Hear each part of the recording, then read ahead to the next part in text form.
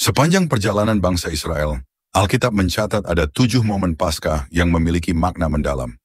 Setiap perayaan mencerminkan karya Allah di tengah umatnya. Mari kita telusuri jejak perayaan Paskah, sejak dari tanah Mesir hingga perjamuan terakhir, peristiwa yang mengubah sejarah keselamatan selamanya. Pertama, Paskah di Mesir, Keluaran pasal 12. Paskah pertama kali dirayakan saat bangsa Israel dibebaskan dari perbudakan di Mesir. Tuhan memerintahkan bangsa Israel untuk mengoleskan darah anak domba di ambang pintu rumah mereka sebagai tanda perlindungan.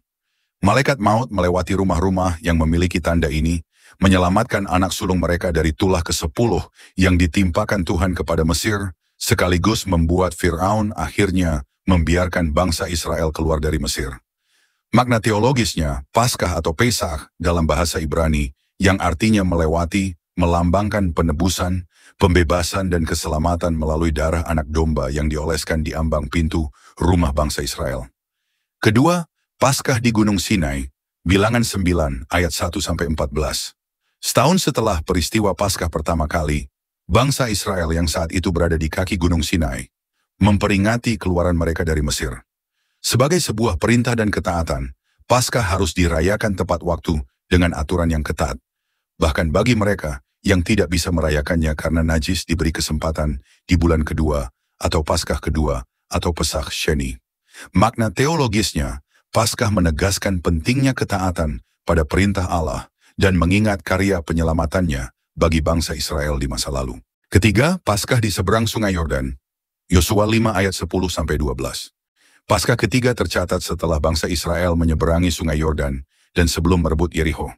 Saat itu bangsa Israel merayakan Paskah di Gilgal. Alkitab mencatat setelah merayakan Paskah, keesokan harinya mereka mulai memakan hasil panen dari tanah Kanaan. Alkitab juga mencatat sejak saat itu juga mana yang Tuhan berikan selama 40 tahun di padang gurun berhenti.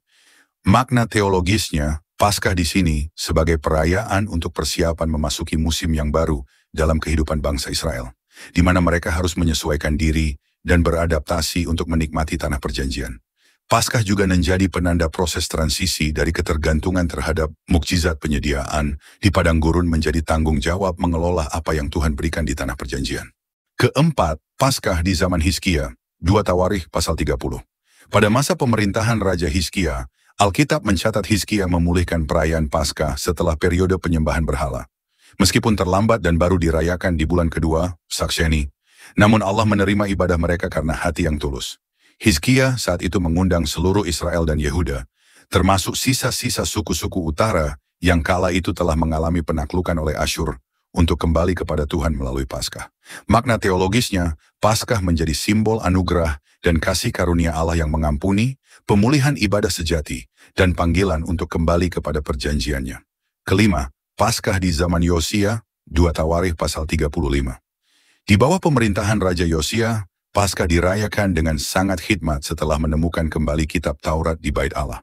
Perayaan ini menjadi Paskah terbesar dan termeriah, serta sangat detail dan tepat seperti ketetapan di zaman Musa. Makna teologisnya, Paskah ini melambangkan pembaruan rohani, kesetiaan pada firman Allah, dan komitmen untuk hidup kudus, dan menjaga hubungan Israel dengan Tuhan. Keenam, Paskah di zaman Ezra. Ezra 6 ayat 19-22. Setelah pembuangan di Babel dan kembali ke tanah Kanaan, bangsa Israel kembali merayakan Paskah sebagai tanda syukur atas pemulihan mereka dan pembangunan kembali Bait Allah. Kali ini, hanya orang yang memisahkan diri dari kenajisan bangsa-bangsa lain yang diizinkan ikut serta. Makna teologisnya, Paskah kembali menjadi simbol pemulihan hubungan dengan Allah dan panggilan untuk hidup dalam kekudusan setelah masa pendisiplinan.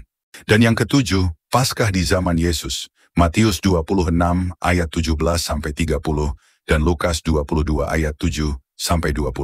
Yesus sebelum ia disalibkan merayakan Paskah terakhirnya dengan murid-murid dalam apa yang dikenal sebagai perjamuan kudus. Ia mengubah makna roti dan anggur sebagai lambang tubuh dan darahnya yang dikorbankan.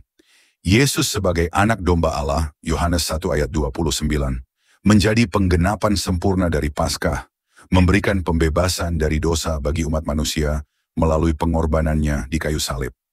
Makna teologisnya, Paskah dalam perjanjian baru, melambangkan penebusan melalui kematian Kristus, perjanjian baru dalam darahnya, dan janji kehidupan kekal bagi mereka yang percaya. Kesimpulan, dari Mesir hingga perjamuan terakhir, Paskah dalam Alkitab berkembang dari peringatan pembebasan fisik menjadi lambang pembebasan rohani melalui Kristus. Setiap perayaan Paskah di sepanjang sejarah mencerminkan karya Allah dalam membebaskan, memulihkan, dan memimpin umatnya menuju penggenapan janji keselamatan.